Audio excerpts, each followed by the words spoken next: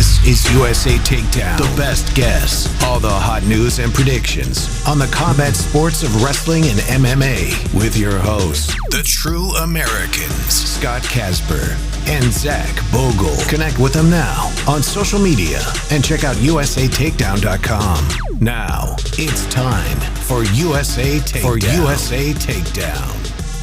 Hello again, everybody, from the Wild Rose Casino Studios. This is Takedown Wrestling Radio. We also talk MMA, and we've got a lot of great guests on the program today, but I will tell you, Zach has the week off, so it's just me and our executive producer. Oh, dear. Danny Bishop. The OG. OG. How are we going to get along, Mr. Scott? Danny Bishop. We're going to get along just fine because we've got great guests. Always. The show has great guests. That's key. And I'll just tell you who some of them are. The General is going to be joining us in hour number 2. That's Ramiko Blackman.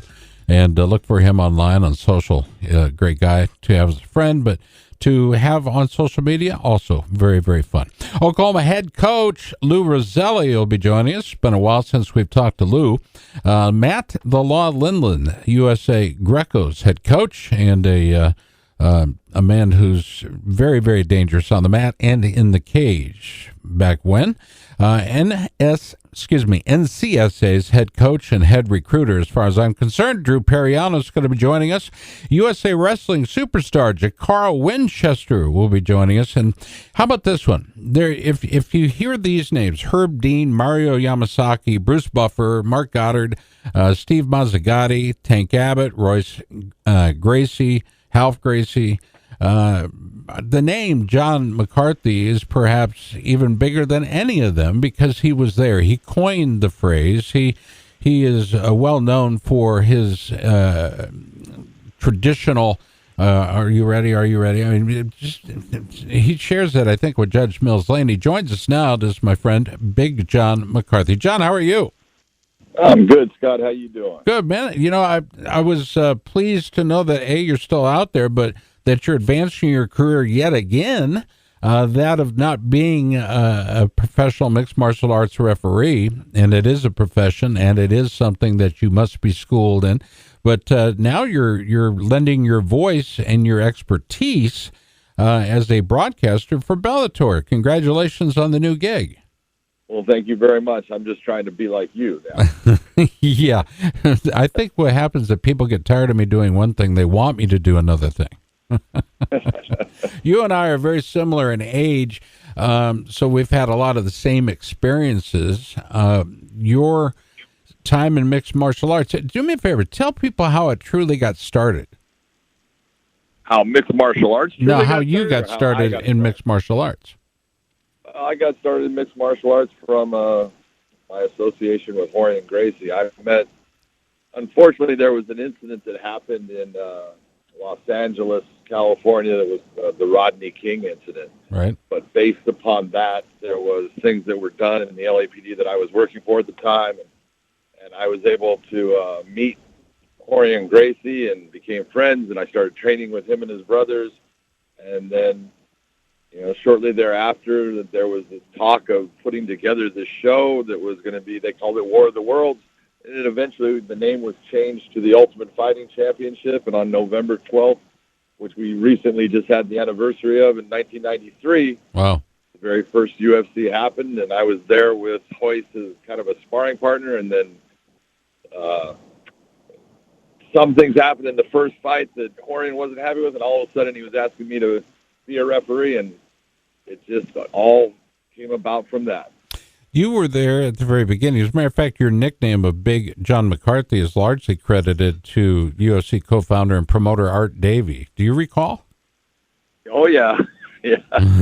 That was because, Art was he was loud and boisterous, and, he would push buttons. And he had an office outside of the Gracie Academy in Torrance. It was just, you go out the back door and across the street, and it was Wow Promotions.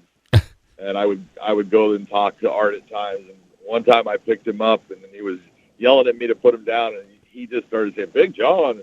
And from that point, he just kept it up, and everyone picked it up after that. And when you say picked him up, you literally picked Davey up off the ground, right? I mean, Yeah, I picked him up over my head at the time, but that was a long time ago, and I was a lot bigger and stronger.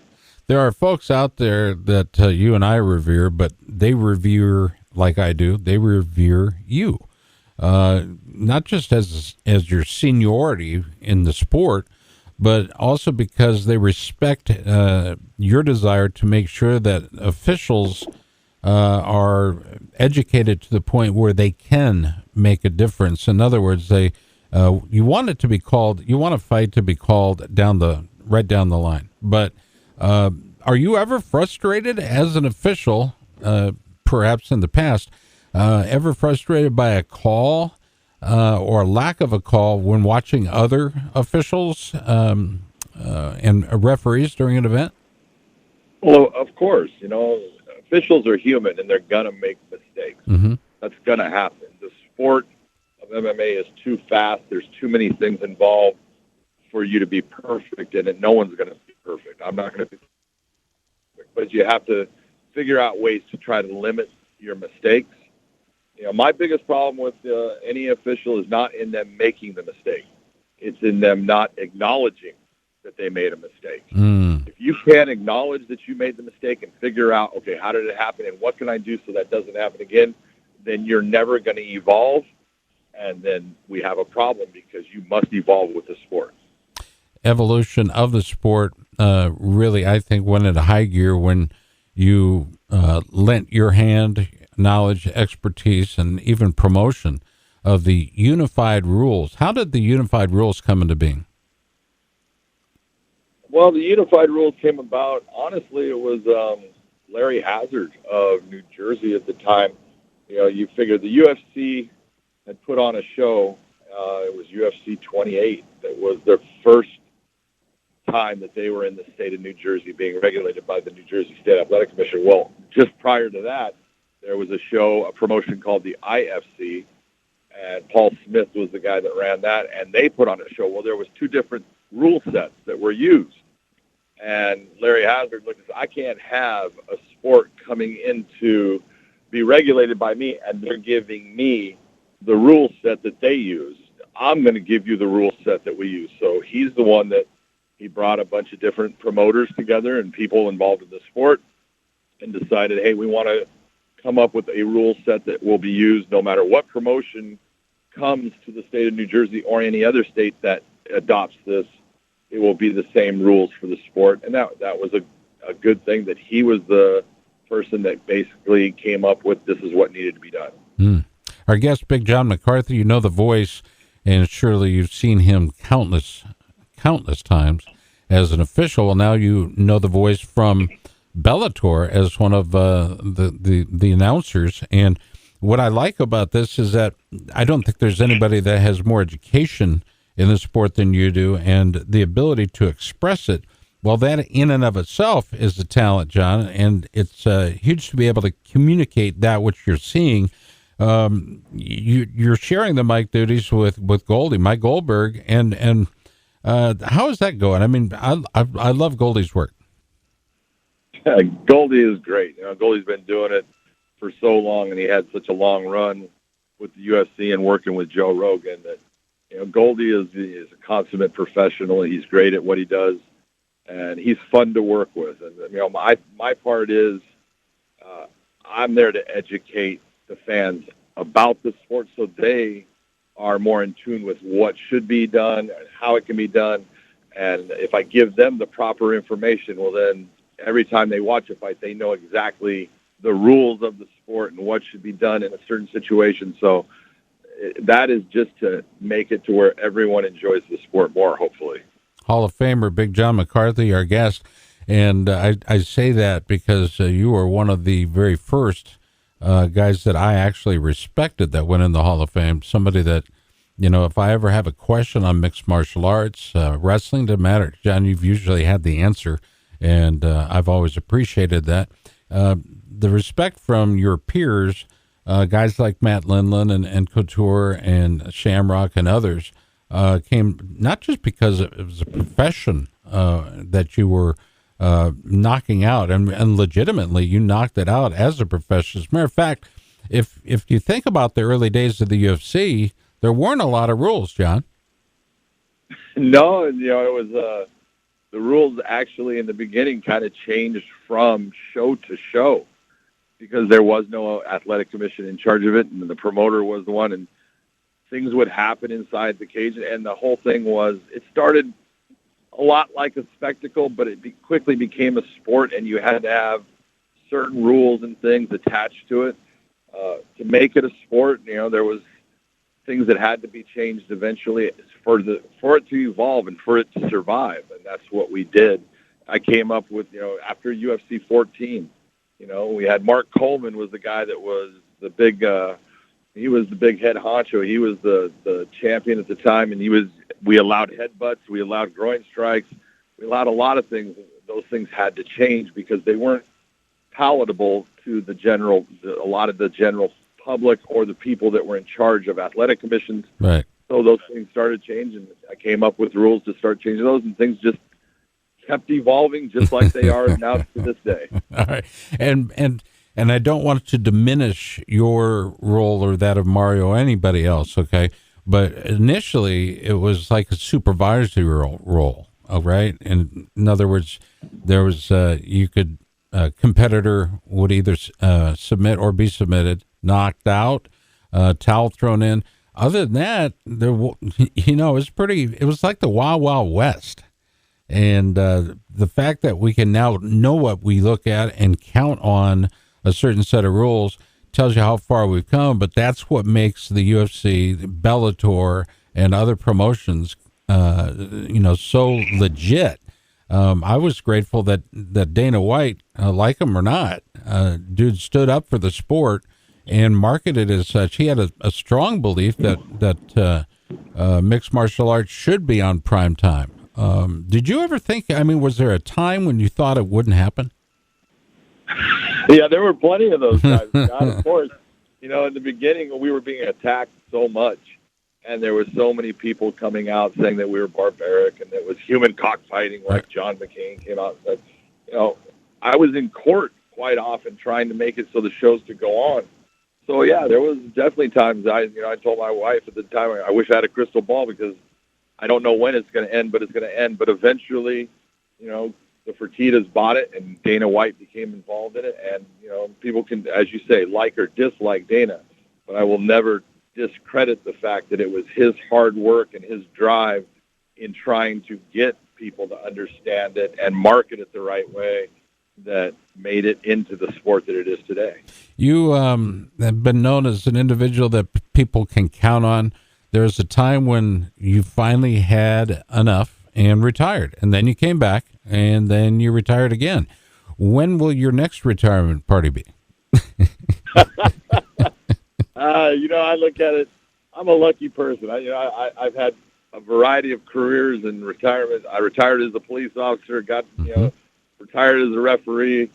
And there comes a time when it's the right time for you to say, hey, I've done what I can do, and I don't want to be the guy who's going on the downhill side of the track. So, you figure out what you can do, and if it's working, continue on. And when it gets to a point where you look and say, I don't want to decline in this, and I'm not happy if that's the direction that I'm going, then it's time to move on. We all have, Josh Thompson, the guy, one of my partners in my podcast, and one of the guys that I work with, he said it best. He goes, you have to give up your old life to get a new one, and it's no different for me or you or any fighter.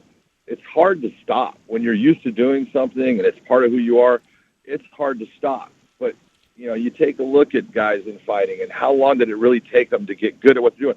Well, if you put that same amount of energy into that next evolution and into that next step, you can be just as successful doing something else. You just have to make that decision and then take the steps forward to make it happen. You've, I don't even know how many fights and matches you've been served as a referee for, but is there a fight, John? And I don't know that I've ever asked you this question, but is there a fight within the UFC or any of the other promotions you've worked with, or and I have to make sure I state this correctly, because while they may be paying you, you are a representative of the athletic commission. Am I selling that correctly? Yeah, you're absolutely spelling that correctly. So is there a fight that stands out in your mind, your heart, that was the fight that, because you're the guy, you know, they'll have the undercard, and John, you're still back in the locker room enjoying a cocktail or whatever. No. I wish. Yeah, but you're a star. You are hired because you have this larger than life persona, and I know Elaine may disagree, but you're the man. You're the man, and there are fights that everybody's waited for.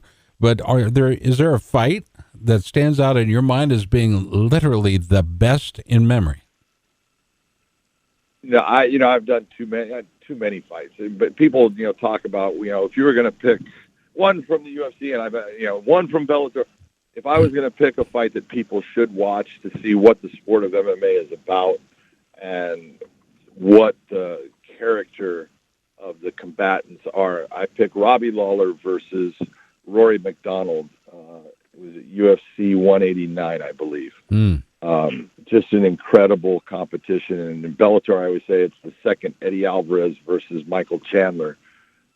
I don't know what Bellator it was, but just an incredible example of heart, guts, determination, never-ending desire to, not quit. Just amazing, both fights by all four of those gentlemen. And Chandler, good friend of the show, somebody I've watched from high school on up through his college days at Mizzou.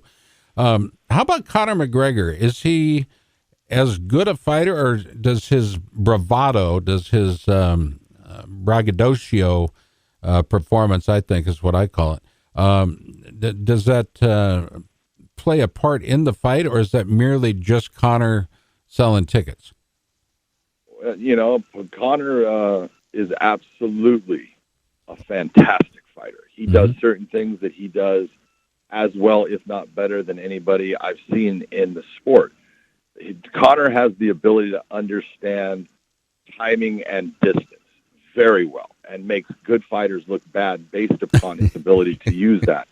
Now, you can take a look and not like what he does promotionally, but his job is to create attention. His job is to make people want to either see him win or see him get his ass kicked. And he does a fantastic job at that. Now, has he crossed the line, in my opinion, at times? Yes, he has. But, that's, for promoters to figure out if they're going to tell him to back off of that. It's not for me to say, but I will tell you, you can go to the Khabib fight that he had.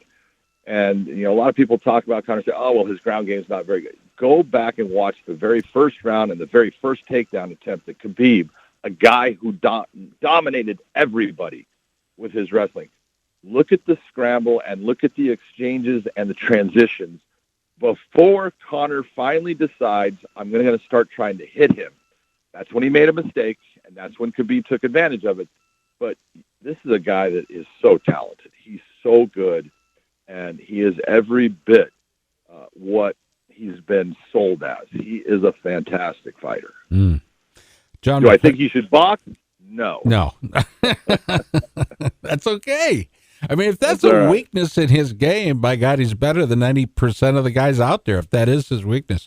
John McCarthy's book, folks, if you haven't read it, you need to get it, okay? It's regarded as an autobiography. It's called Let's Get It On. But in many regards, it is a history book. Let's Get It On is the making of MMA and its ultimate referee. And I believe it is one of those, if you are a true fan, it should be in your library.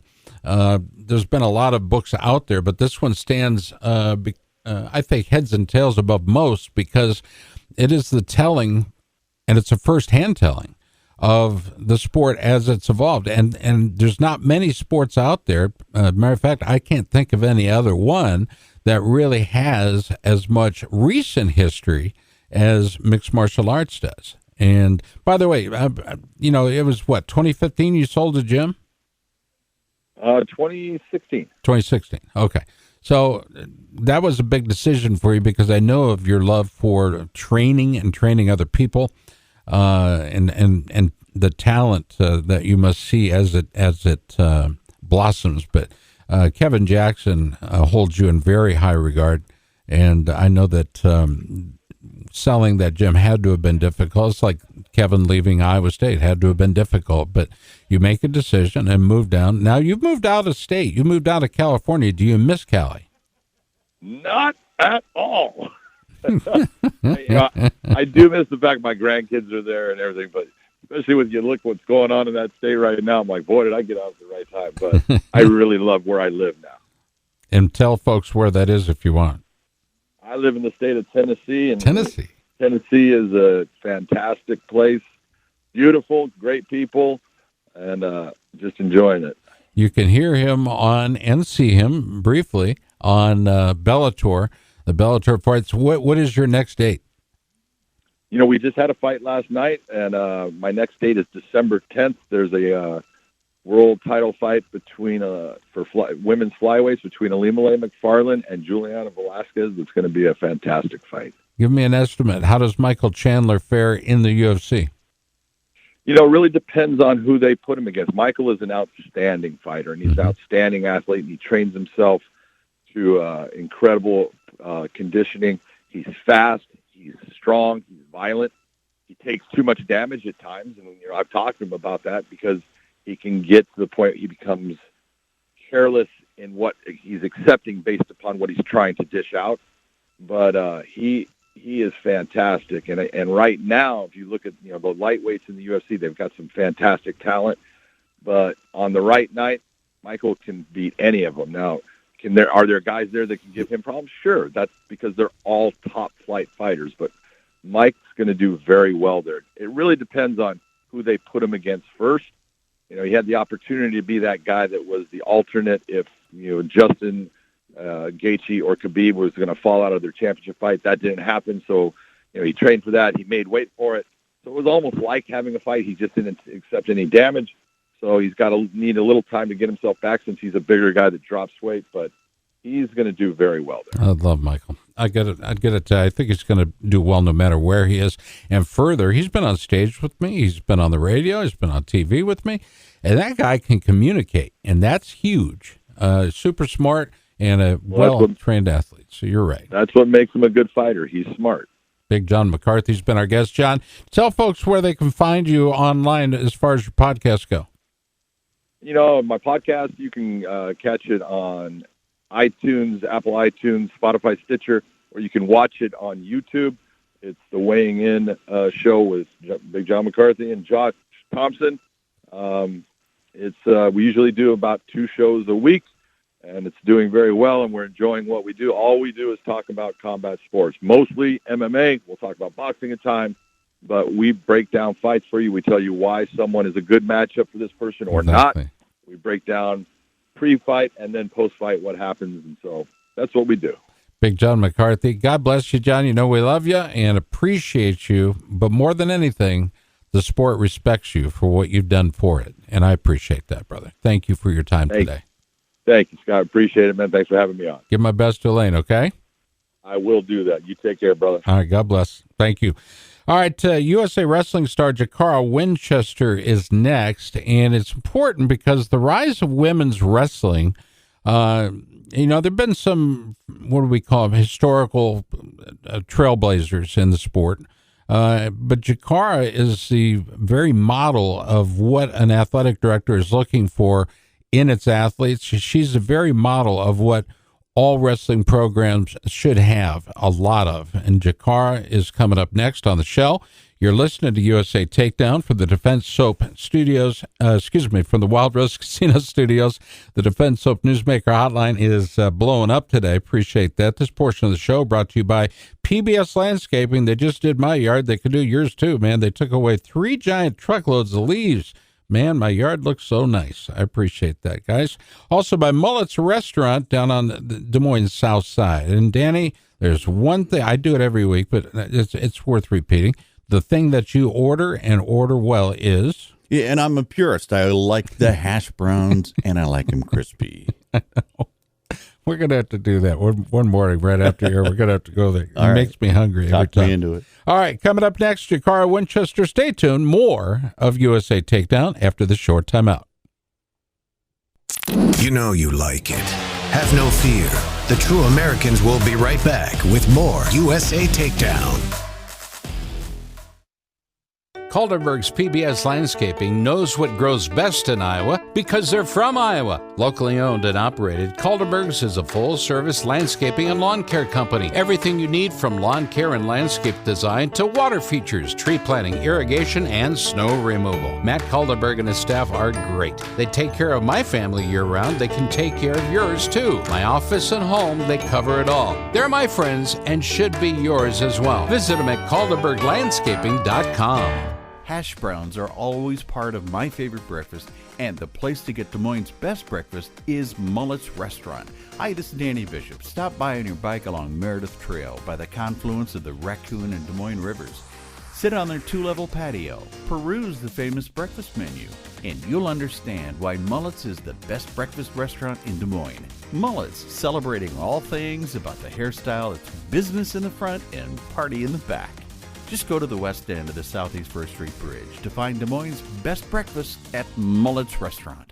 The Defense Soap Facts. Dateline, Cleveland, Ohio. For 12 years, he competed. For 17 years, he coached. And for 30 years, he's policed the streets of Cleveland. He saw teams and programs decimated by skin-borne disease, a wrestler's worst nightmare. He didn't like the chemical-based products on the market and knew that there had to be a better way, a better defense. He found religion in the ingredients that make up the basis for Defense Soap. Tea tree and eucalyptus oil. Defense Soap. All natural, safe to use. It's available around the world now at defensesoap.com.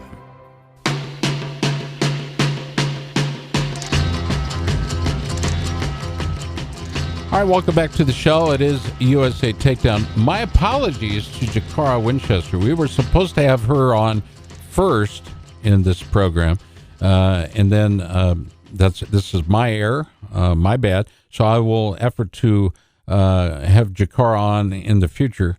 Hope she won't be too upset with me.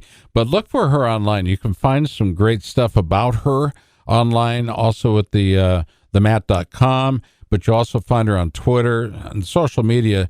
Our athletes, especially our women athletes, our female athletes, are doing such a great job communicating with the general public, their fans. And that's why I think women's wrestling is not just the future of our sport. They are the very savior of our sport. When we were down and out, and people were counting wrestling out across the country, and we were continually losing programs, it was the arrival of and the promotion of women's wrestling that brought wrestling up to a completely different level.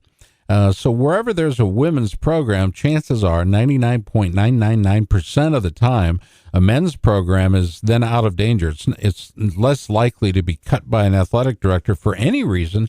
It's a very affordable program, a very affordable sport, but there's a certain class element, for me anyway, and I believe a lot of you, that comes along with a women's program. Great coaches, incredible athletes, and Jakara is one of those that is so athletically gifted, but she works so hard. I mean, you want to see a set of abs? Holy cats. Jakara is like cut from steel. But more than anything, she can communicate. She was born in Marshall, Missouri in 92, and at 5'4", she has a much bigger personality than her 5'4" stature might lead you to believe. So I would suggest you looking up Jakara and do what I've done, and that's become a fan of Jakara Winchester, and I'm sure she would love to have you follow her. She's just an outstanding individual. And again, my thoughts are with her this morning as I make the mistake, not her, of getting her on the program this morning. So do me a favor, check that out. I think you'll enjoy following her, exploits throughout the sport. And I think one of the things about her is she is so warm and gracious. Whether in wins or losses really doesn't matter. Some of the news across the country, the AIA has postponed Arizona winter sports season, including wrestling, until at least January 5th as a start date. Well, that's not a big surprise because nationally, most coaches have resigned themselves to a January 1 or thereabout start date, and that's what they've all been training on. Now, there have been some promotions out there like Flow and Track and others that are promoting these what we thought were one-off events. Well, what we're finding is that the hunger for wrestling across the country by wrestling fans and purists is so great that these are actually money-making events. And I think that says something about our sport, and more, I think it says something about our fans. So the winter sports postponement or cancellation as a sport that would traditionally start deep in October, first part of November, now being pushed into January. Is that enough, given the current state of the rapid expansion of the pandemic? And I think it's important to understand that the health of our athletes, the health of our fans and our coaches, etc., everybody involved in any kind of a sport should be primary. It should not be, well, we've got to compete. There should be a part and parcel. Okay, this is such an important part of the human condition. What we're going through now, we've never been faced with this type of experience that we're all going through right now. I'm not surprised. I remember in the state of Iowa when we had 10 cases that were, and it was notable because people at that point didn't realize how big it was or how big it could possibly get. Danny Bishop, our producer in studio. Danny, thinking about the beginning of the pandemic, I think it was kind of like discovering something for the first time. We had no idea, did we? No.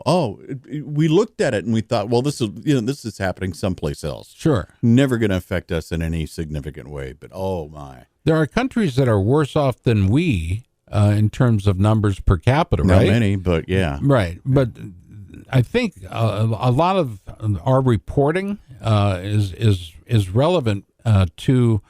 The idea that our testing, I think, is some of the best in the world, and we're more quick to identify and then quarantine, and that's a huge component in this whole thing. Quarantine. The NBA did a good job in creating a bubble life for its athletes, miserable as it was for the athletes and coaches to be away from their family and friends and their everyday life for 3 months.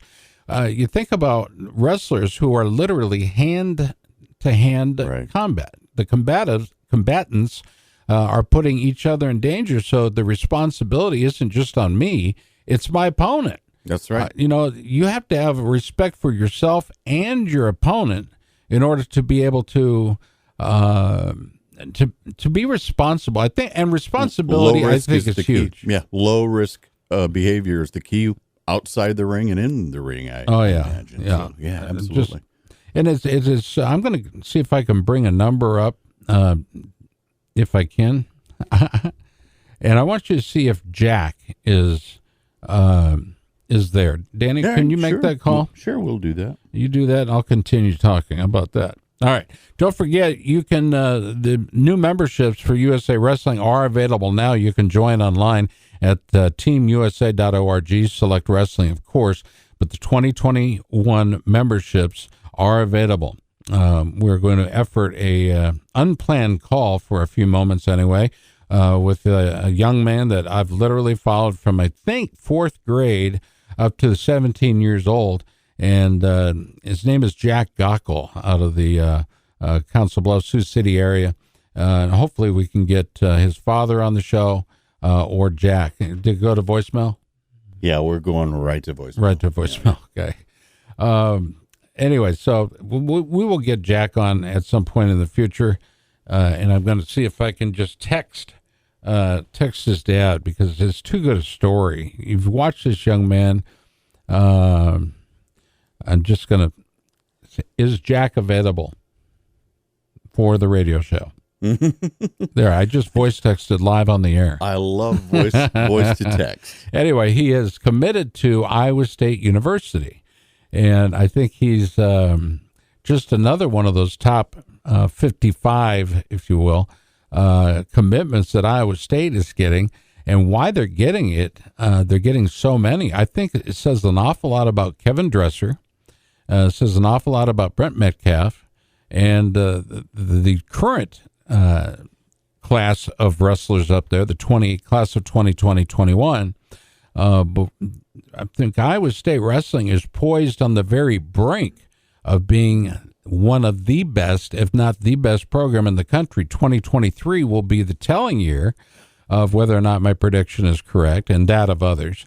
But I do believe that we're going to see Iowa State and the Cyclones make a good run at an NCAA championship as a team, but you're also going to see individual performances of the athletes at Iowa State as they mount their offense to seek out the NCAA individual championships that they seek. Okay? And by the way, we'll continue on with our news of the day. All Michigan high school sports now paused until at least December 9th, most likely into January as well. Minnesota high school wrestling season has an unknown date. Governor Walz has shut down in-person sports activities, including practices. There's been so many states that are sometimes a little slow to the call, if you will. But you can't, listen, this is so important. Something as simple as wearing a mask, okay? If you're not wearing a mask, you should feel like the odd person out, okay? Again, we're taking care of each other. It's so very, very important to take care of each other. Wear a mask. If that's the one thing that you can do, here's another thing. Wash your hands, okay? Sneeze into your elbow, cough into your elbow. But take care of each other. That's a very simple thing I think you can do and the honorable thing to do. All right, Wrestler of the Week, Macy Kilty of Chapel Hill, North Carolina. Sun-Kissed Kids wrestler Macy Hilty is the Athlete of the Week. So says USA, Team USA. She's been selected as the Athlete of the Week of November 18th. She doubled up on titles just last weekend, claiming the U23 and the Junior National Championship in Omaha, Nebraska.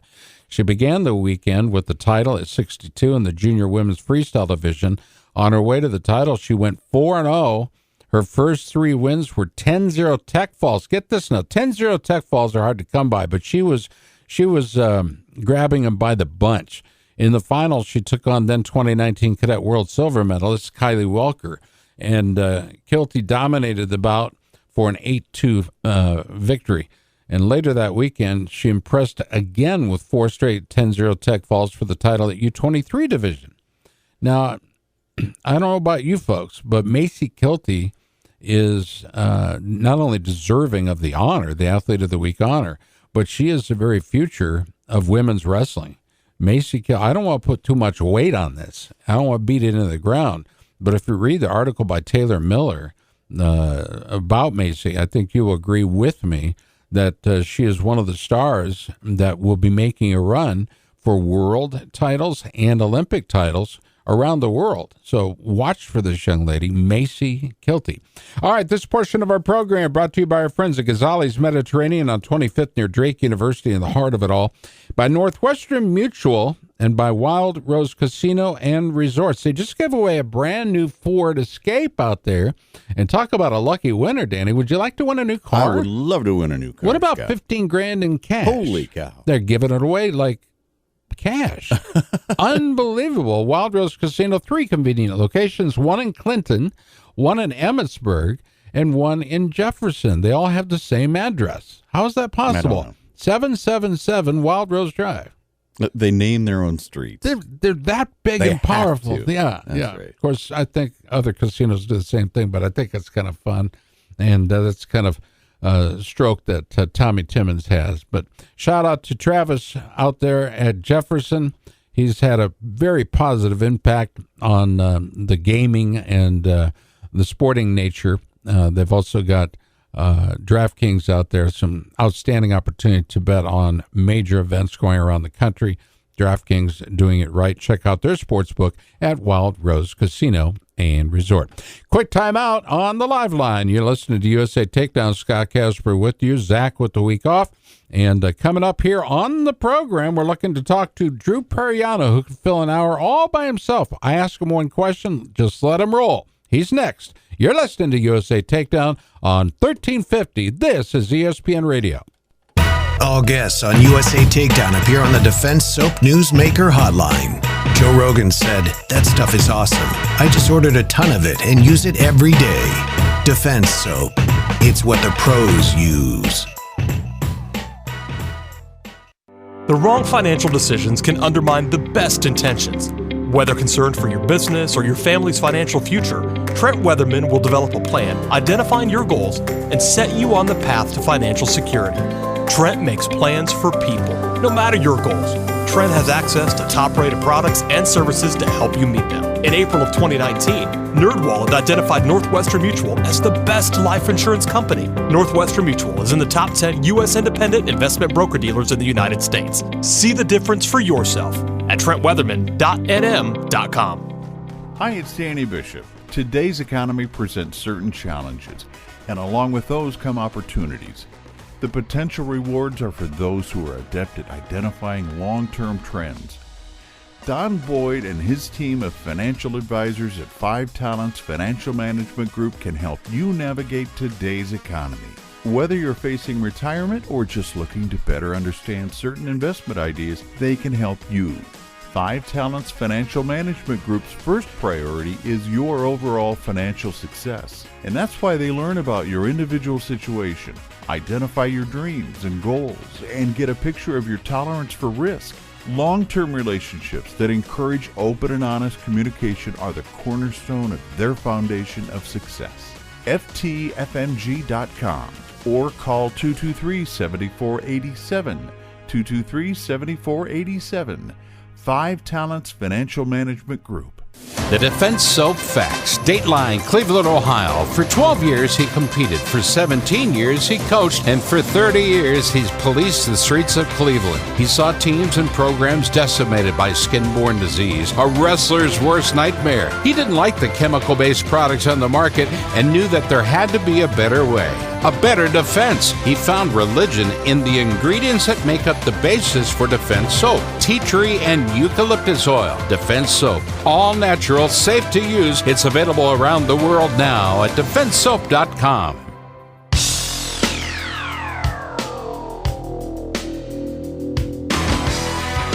All right, welcome back to the show. It is USA Takedown, the radio show on ESPN Radio. Appreciate you tuning in. Interesting conversation with Big John McCarthy that we started the show with. And Jakara, again, we will rebook her. Drew Periano's due up, waiting for his return, and the call back from Drew as we talk about recruiting and what it means to be a solid recruiter, and also on the recipient of that. And it's so important is that you have to be recruitable. Okay, so what all goes into it? We're efforting our call right now to Drew Periano. The rosters have been announced for Flow Wrestling RTC Cup. Now, this has been something that Titan Mercury's co-founder Wayne Eric Boyd has dreamed up and is now sponsoring. Titan Mercury Wrestling Club is sponsoring this, and I think it's something that we can look at as the very future of our sport. These clubs need to make money because these athletes have to get paid. And I know that's not a big surprise to most of you. They earn their livings and get their monies, their living expenses, etc., in a variety of different ways. But the RTC Cup has some great clubs that are members, including the Cliff Keen Wrestling Club, the Ohio RTC, the Spartan Combat RTC, the Wolfpack Wrestling Club, and who just made a outstanding move in a recent hire that will, I think, change the very nature and the very competitiveness of the sport. Most importantly, they hired James Green. Okay, and James Green, if you recall, is not just an up and comer as a competitor, but also an up and comer as in terms of coaching. Duke can absolutely coach, and he will be in charge of the Wolfpack Wrestling Club's athlete development portion. I think What that says is that, A, he gets a great home. They get a great hire, but he's going to have some real positive effects on guys like Nick Gwiazdowski and Machiavello and Trent Hidley, Tommy Gant, Kevin Jack, Jacob Camacho, and others. So look for that impact to happen soon, and you're going to see the benefits, and because fans will get great, great wrestling. All right, great wrestling and even better competitors. The New Jersey RTC has got some great. That, by the way, that's where James is going to be heading out of the New Jersey RTC and heading down to North Carolina, the Wolfpack. But how about Gopher Wrestling Club? Not a lot of news out there about the Gopher Wrestling Club, but you've got great athletes there like Zach Sanders and McKee. I'm going to just jump ship here just for a minute. Evan Wick is blowing up across the board in Wisconsin, and the Wisconsin Badger fans are the recipient of yet another one of the Wick boys out of Southern California making, their way to Badgerland. But Evan Wick is absolutely huge, not just in height, but in his musculature. His ability on the mat is outstanding. And I'm going to suggest that Evan Wick has got some NCAA title aspirations, and they're real. Hayden Zilmer is another one. Gable Stevenson, Tony Nelson. So, yeah, don't discount the Gopher Wrestling Club. The Hawkeye Wrestling Club is not part of the initial Flow Wrestling RTC Cup announcement, and it got me scratching my head on that one because the ones that aren't involved don't apparently want to work with Flow Wrestling. Now, what does that tell you? Okay, they're suing Willie Saylor for $1 million over that, which I don't think they have the ability to do so. It's restraint of trade, and my estimation, it is in the court. Willie's been on the stand himself, but there have been several of the employees of Flow Wrestling that have absolutely buried themselves in my opinion. They buried themselves and their company along with it. I think they are literally, they would do well to discontinue their pursuit. What are they going to get $1 million? Come on. $1 million for Willie Saylor? He's worth way more than that. But at the same time, what's their point? Really, think about it. Ask yourself that question. What is their point, and what do they hope to gain? Because right now they're losing the respect of the fans out there. When they do a live wrestling event, they have terrible and spotty broadcast ability at best. Most times you can't watch what you're paid, and then you don't get any refunds. Okay? So I'm just very, saddened that this is continuing, and it doesn't make any sense. Drew says he's ready. Danny, he's texted me. He says he's ready. So I've got, please, I'm just going to say, please call. Yeah, I've called no less than 10 times. All right. No, I've just texted Drew and said, please call. All right. And I want to make a correction. It wasn't James. It was Ed. Ed Ruth is joining the Wolfpack RTC as the developmental coach, the athletic development coach. Okay. So I want to make that. World bronze medalist Joe Colon has joined the Cyclone RTC. What? You're shaking your head. What? I answered the phone and it's dial tone. Oh my goodness sakes. Okay. We're having a fun time this morning, believe it or not. By the way, Etched in Stone podcast has launched with the special guest of Mark Chiarelli. It's a fantastic interview, but I'll be interested to watch that program as it evolves. Tell you what, why don't we go ahead and take our break? Why don't we do that? We'll do that. You're listening to USA Wrestling, USA Takedown from our studios in Des Moines, Iowa, brought to you in part by Wild Rose Casino and Resort. Our first guest, you can go back and listen to it, Bellator's Big John McCarthy, an outstanding interview and a great friend of the program. Stay tuned. There's more USA Takedown here on 1350 ESPN. The coverage of wrestling and MMA continues after this timeout here on USA Takedown. Only on Iowa's sports leader, 1350 ESPN.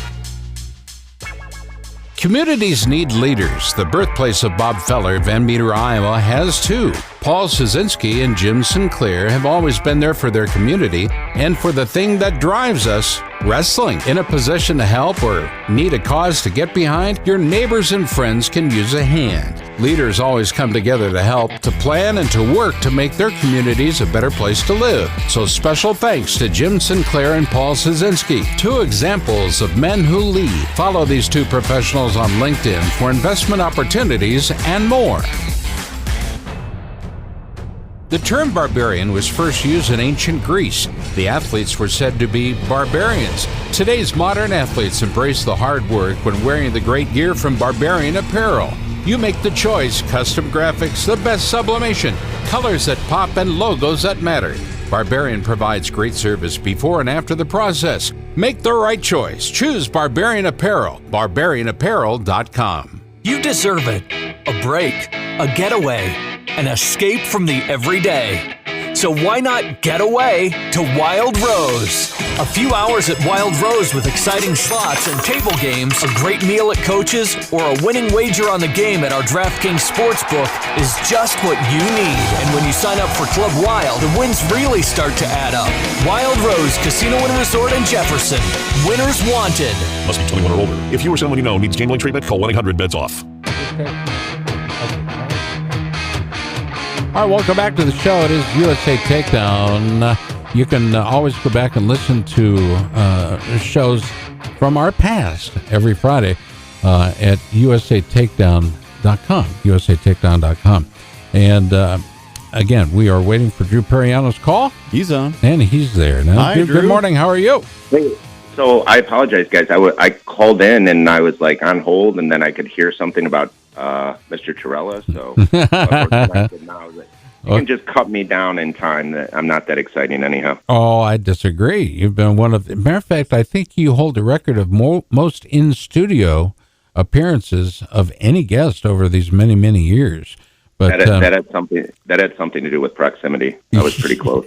You were close, and that's one of the reasons why we are close. All right, you leave Northwestern. You take up a position with the Next College Student Athlete organization, NCSAsports.org online.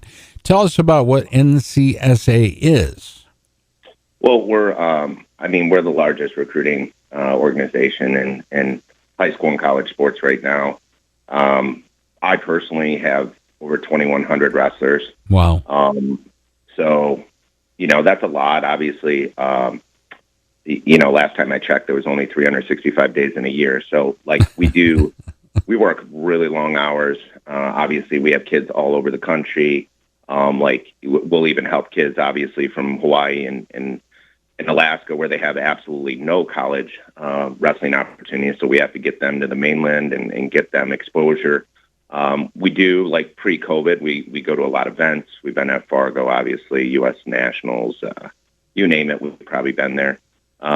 We have two corporate offices. One's in Chicago, one's in Vegas, of all places, which is funny to me because one time I was at the U.S. Open, and I was with this guy, and I'm like, where'd they fly you in from? He's like, what are you talking about? I drove over. And so apparently I didn't know that there was a corporate office in Vegas. But, for example, this morning I just had a kid say, kid from Oklahoma, and I probably can't say his name, but he did sign. He just signed at Oklahoma State. So wow.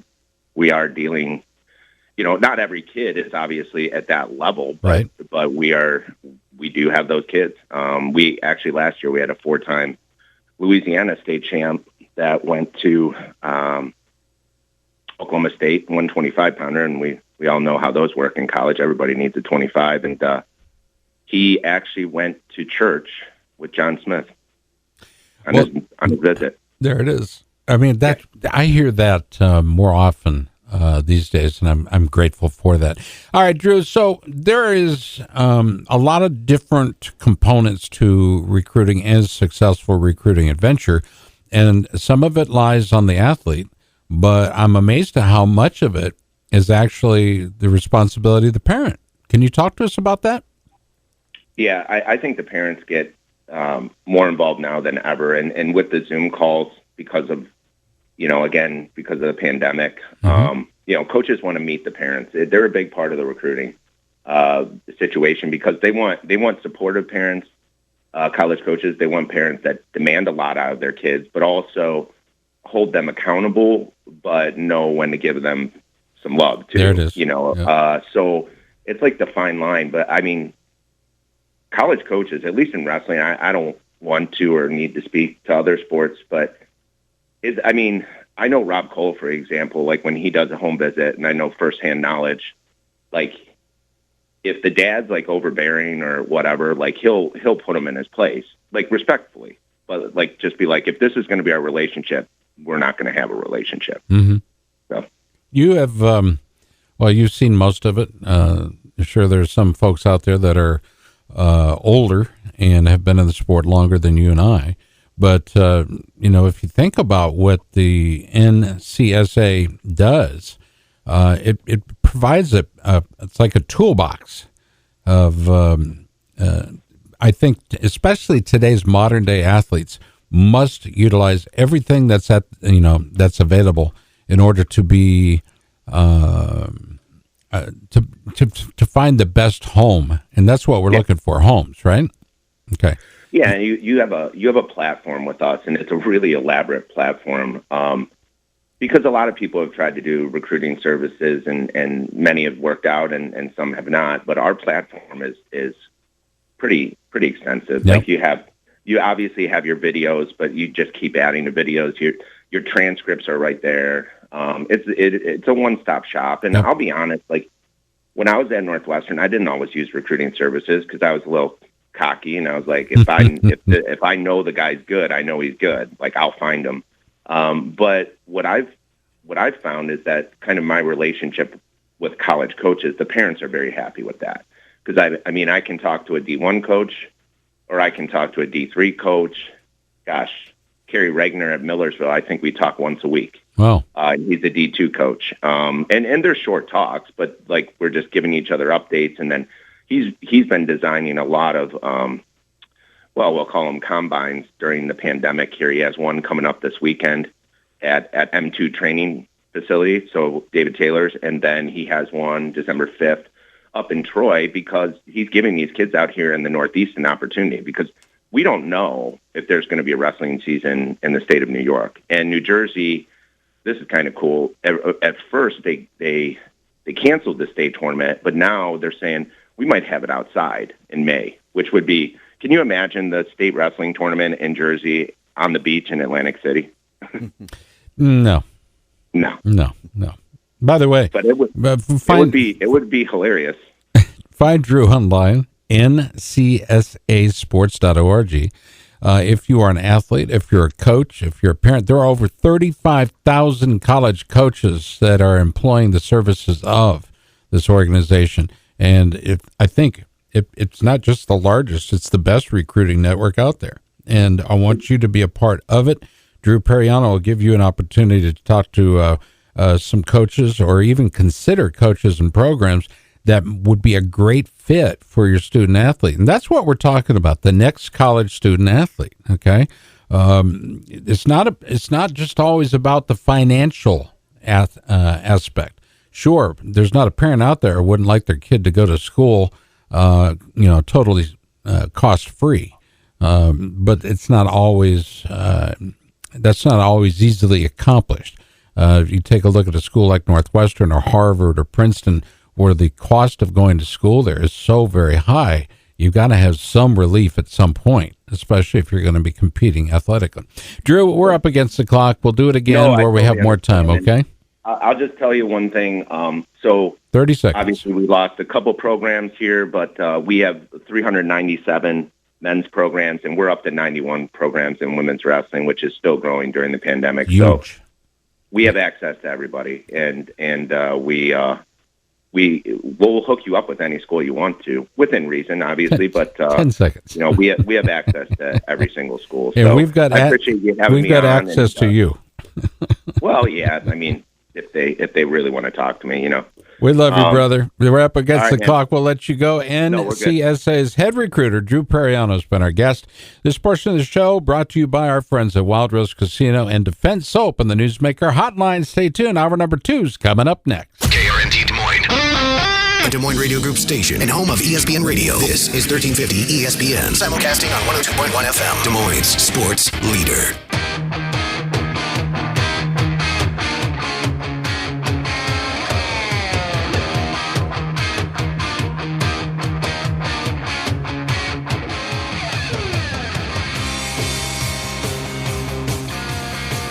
All right, welcome back to the show. USA Takedown. Bishop at the helm of the mothership, as it were, putting us on the air. Danny, trying to keep the train on the tracks. Yeah, we do a couple shows on Fridays. I always look forward to them because I get to deal with a professional that understands. I hope you're using the term loosely. Well, very. Remember, it's the pot calling the kettle.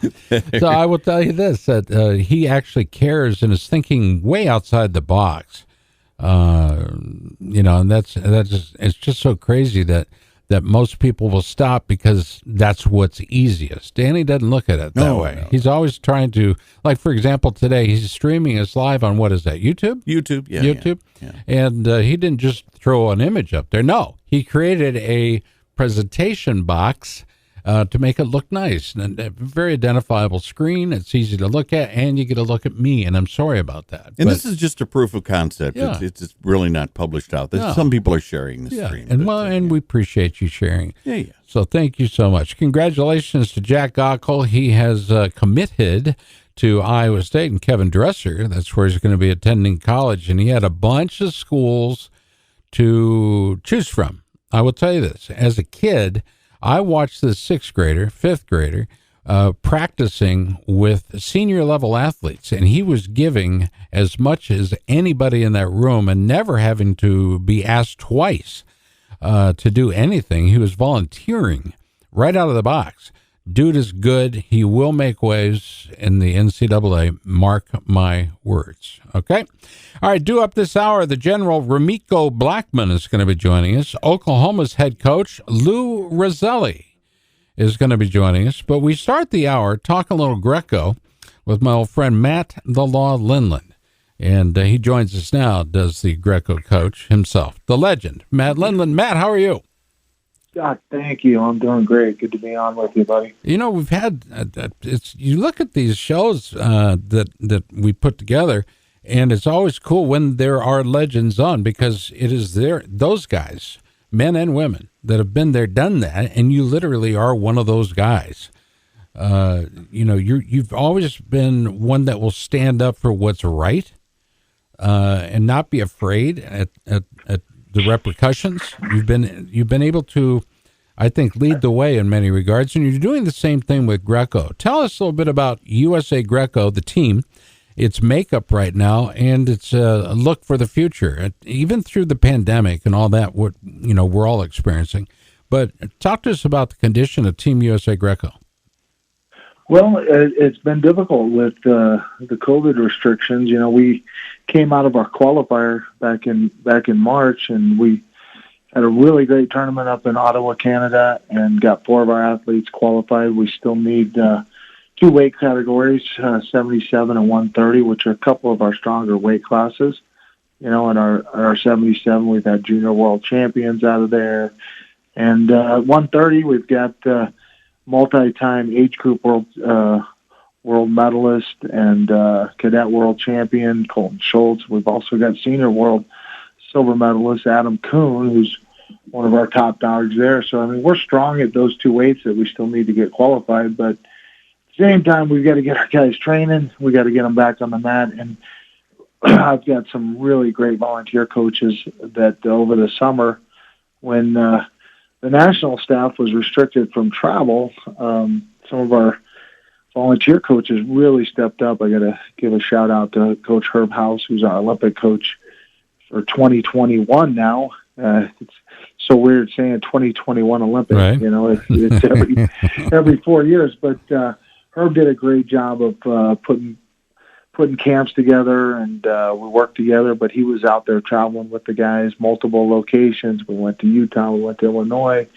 went to Omaha, Nebraska, and we have a camp coming up very shortly. We're going to be traveling out to 2 different locations due to this pandemic restriction. So we can have 30 athletes at each location. We're going to go back to Omaha, where Zach Dominguez has a great club out there and has helped us get on the mats, get us training. And we're also going to go to Legends Gold out in South Dakota.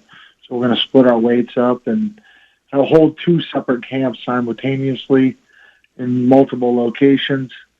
And then we will, cut the guys loose till the first of the year. And right now we are very optimistic that we can get our teams over to Europe, but we are still planning as if we can't as well. So making contingency plans for getting our guys trained and prepared.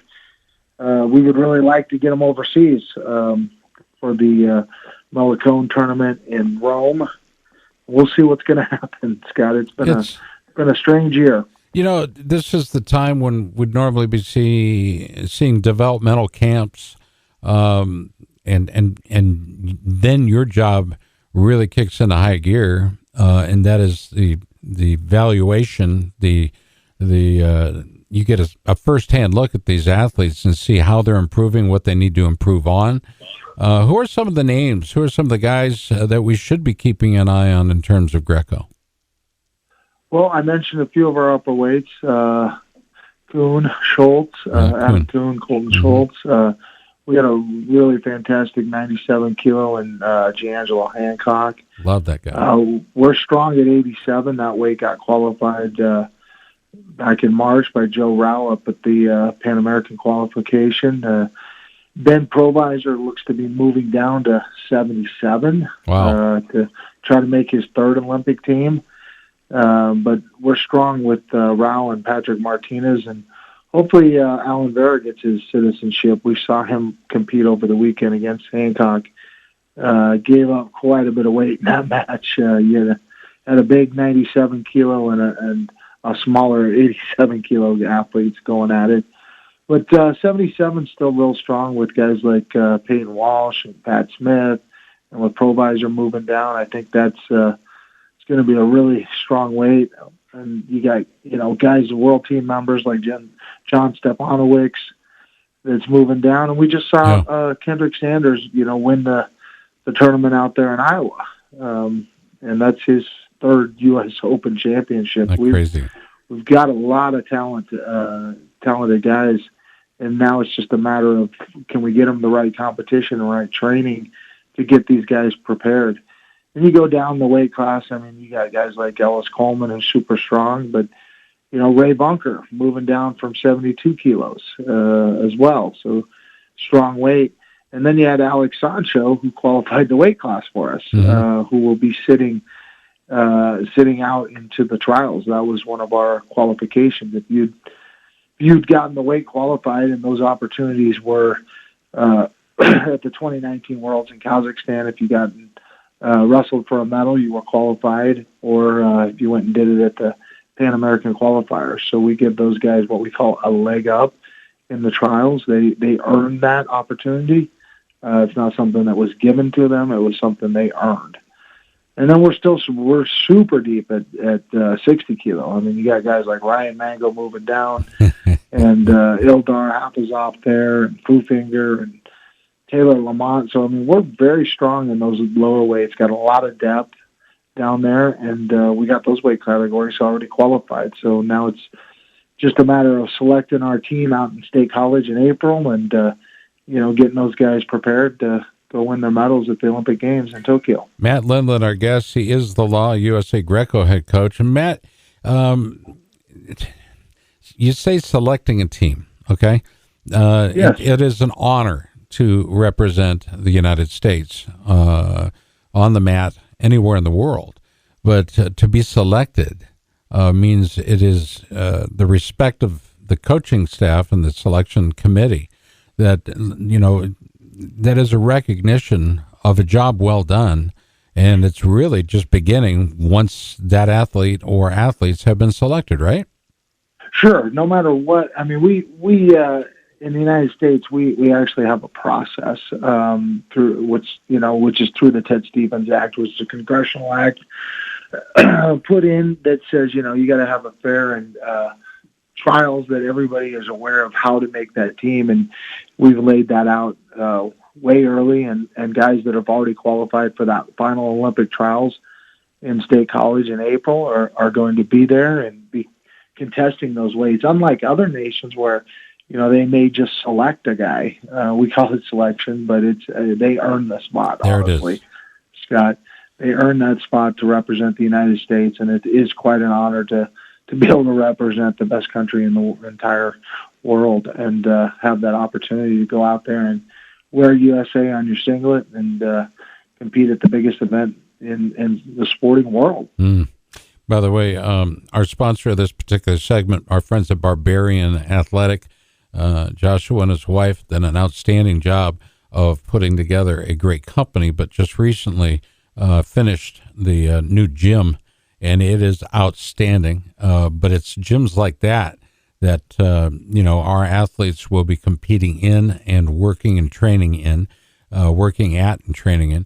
And, we see so many athletes that want to do a gym of their own, like David Taylor, for example. But not everybody has the business acumen. You've been there. You've had a gym, Team Quest, if you recall.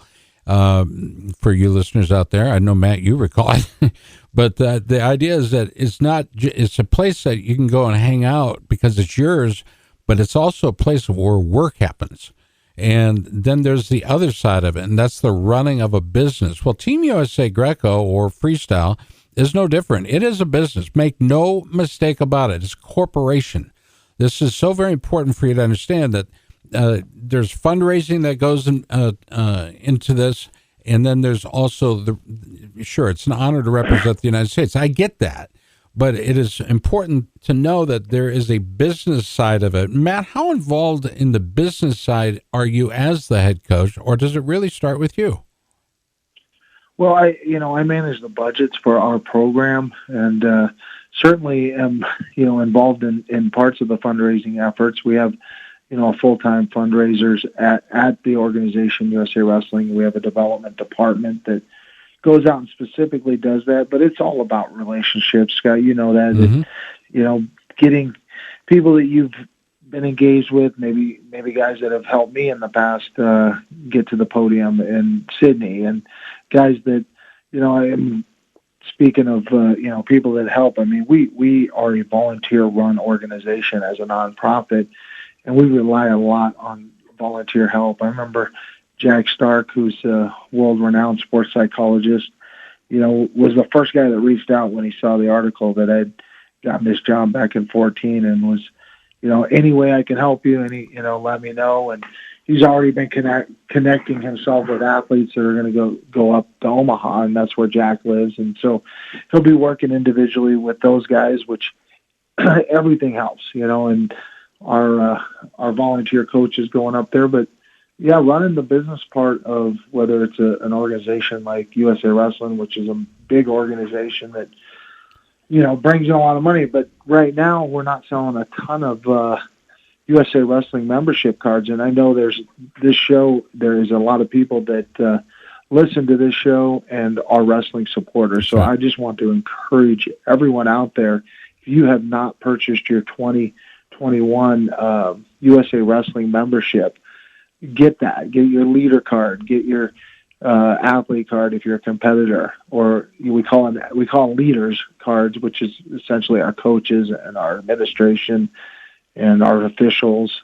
So if you haven't got that, go to themat.com and purchase those, because that every bit of that, is a benefit to the purchaser and the holder of those cards, but it also helps support our teams get overseas and do the things we need to do to prepare our athletes for the Olympic Games. So with this coronavirus and not a ton of events going on, Scott, our numbers have been down, and we really encourage people to go out and sign up, get one of those cards, and get connected with the organization. Okay. And we made that announcement in hour number one about the memberships on sale. It is important. Everybody across the country in any business is running a shortfall financially.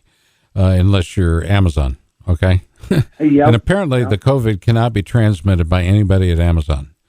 So that is, I think there's a few other places they can't transmit it, and we don't need to get into that. I'm joking, of course, about something so serious. You brought up a few athletes, and I kind of want to drill down on Ryan Mango. Ryan Mango has the benefit of a similar body style to his brother, talented, easy to coach, but real likable guy to be around. That's the kind of guy, a coach like you know, that would be the embarrassment of riches if you had a guy like Ryan at every weight. That would be what? An embarrassment of riches. I mean, to be that lucky to have a guy like Ryan at every weight, that kind of a positive attitude. I think the world of Ryan and his brother too.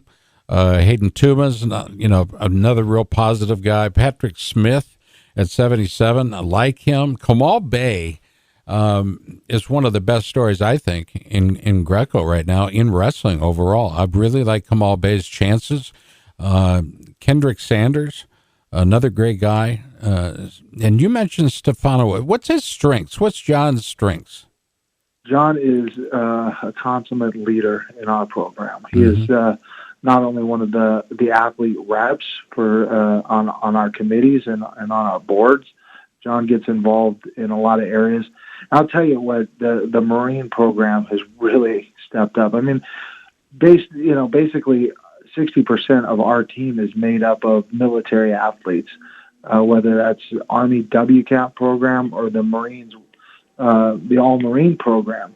And John Stefanowicz is part of that Marine program. And the coach over there, Jason Lukitas, has done an outstanding job of not just developing athletes, but developing leaders through the resources that he has with the United States Marine Corps. And so these guys are Marines first, and they are American athletes second. But what that does for our program is it really gives us some strong leadership, athlete-led leadership, pure leadership. And you know, we sat down a few years back with our program, and we talked about with the athletes, you know, at a camp that I hosted out in my hometown in Oregon, Eagle Creek, Oregon, where Rick Sanders is buried, another legend of the sport. And it's right in my hometown. But we talked about things that we wanted to get better at off the mat. What are areas? And ultimately we came up with we need to have a sense of urgency. And so that means, like, every time you step in the room,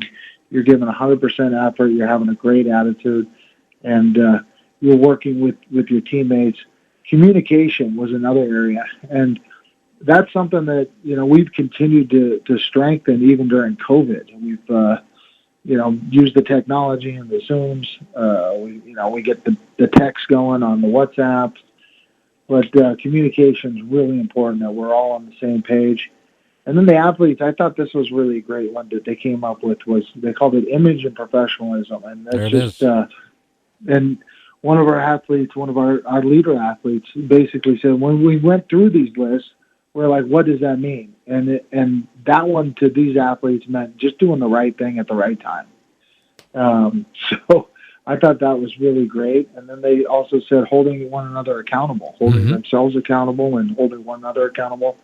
And ultimately just the trust and respect that you build through holding each other accountable, through communication, through having a sense of urgency, and using that image and professionalism, because we are representing, you know, not just ourselves out there, we're representing the entire country and the wrestling community for the United States. So I think these guys know that they, you know, they're looked up to, and they need to set a great example for the rest of the wrestling community, and they need to be strong representatives from the United States. And it's an honor just to get to talk to you. I know you're awfully busy, Matt, but I appreciate that, which you, Mayab, and many of the other coaches are going through right now. Most of the coaches at any level, the frustration is real, and hopefully the vaccines will be released. Release the hounds. I hope it's soon. Yeah, buddy. It can't be soon enough. I truly believe that. future looks bright because of the leadership of this guy, our guest, USA Greco head coach Matt the Law Lindland. Matthew, it's always good to talk to you. Best to your family and the team. Next time you gather, tell them we are watching. I will do that for sure, Scott, and always a pleasure to connect with you and talk to your guests. All right, God bless you, dude. We'll talk soon. You bet. There he goes, Matt Lindland.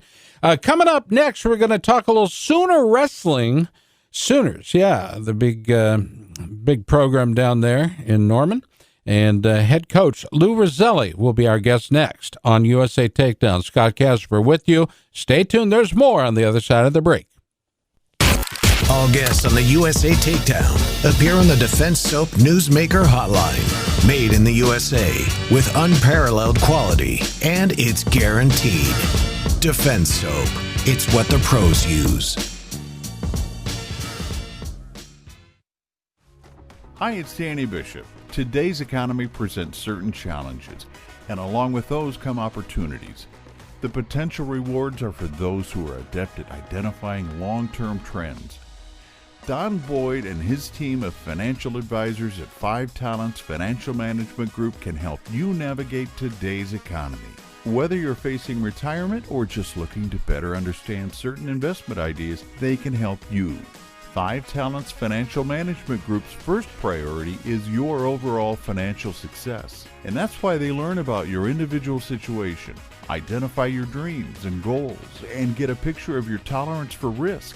Long-term relationships that encourage open and honest communication are the cornerstone of their foundation of success. FTFMG.com or call 223-7487, 223-7487. 5 Talents Financial Management Group.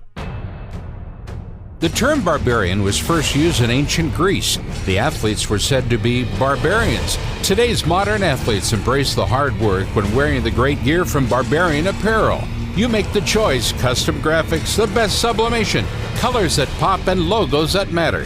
Barbarian provides great service before and after the process. Make the right choice. Choose Barbarian Apparel. BarbarianApparel.com. Oh, I wish I could hear the music. The marching band hitting the field or hitting the mats. You know what I'm saying? It's the Sooners. Would you cue that up right now? Would you? Would you please? in my mind, it's playing. All right. And in my heart, there it's playing as well. I've been guest down there in Norman of the Sooners of Oklahoma.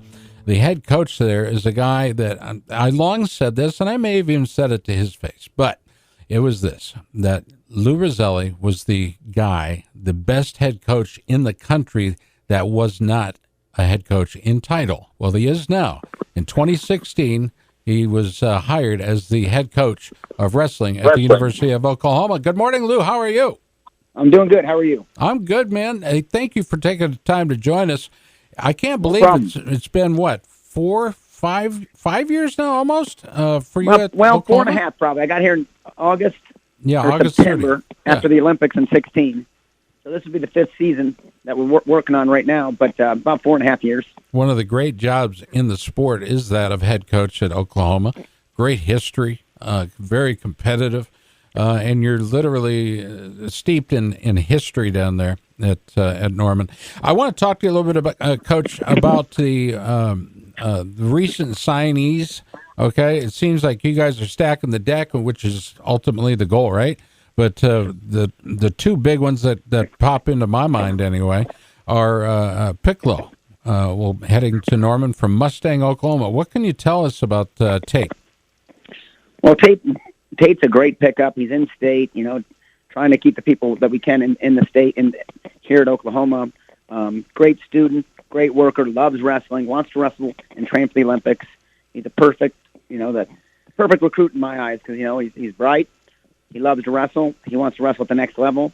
So, all those things combined make him a great recruit for OU. And not just you talk about keeping him in state. That's huge for fandom too. I mean, a full gym to wrestle in, a full performance center is the ultimate goal. I mean, that's the best when you get to perform in front of what I call a home crowd.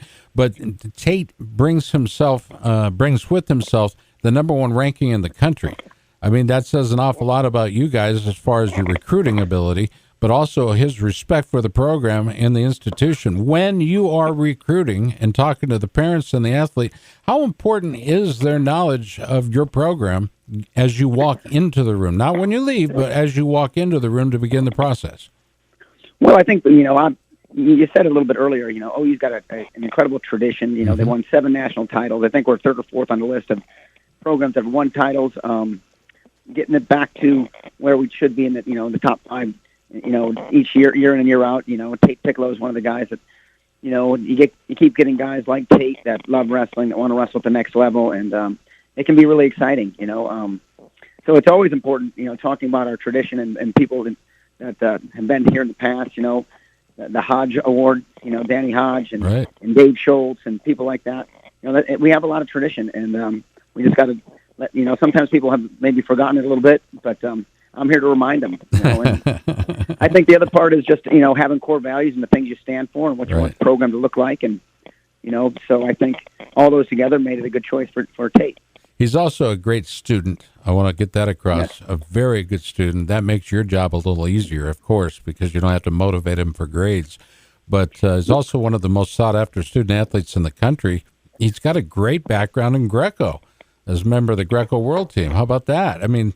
he's well-rounded. He's got a little jiu-jitsu. He's got Greco, some freestyle, so, and obviously Scholastic. So he does it all.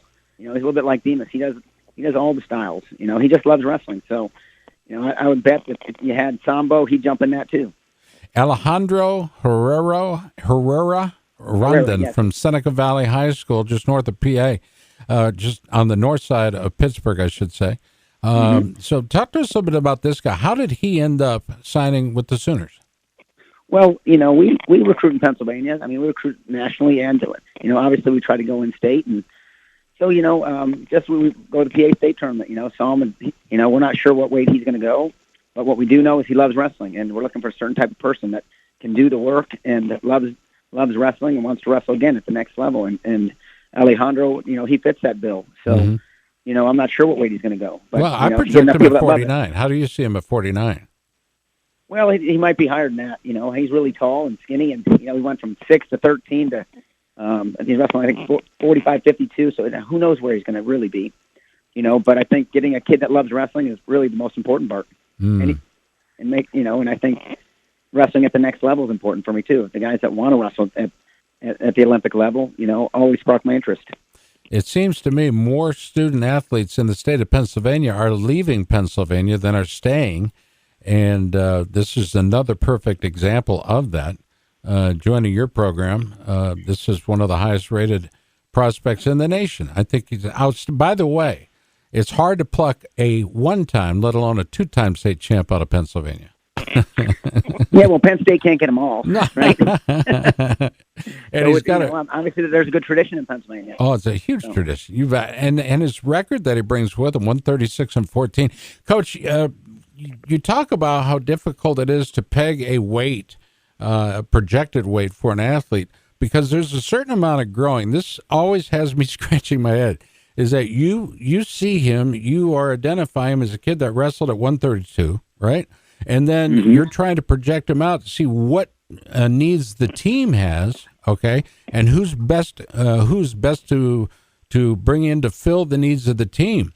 So there must be some kind of frustration that every coach has when you hire this kid at 132.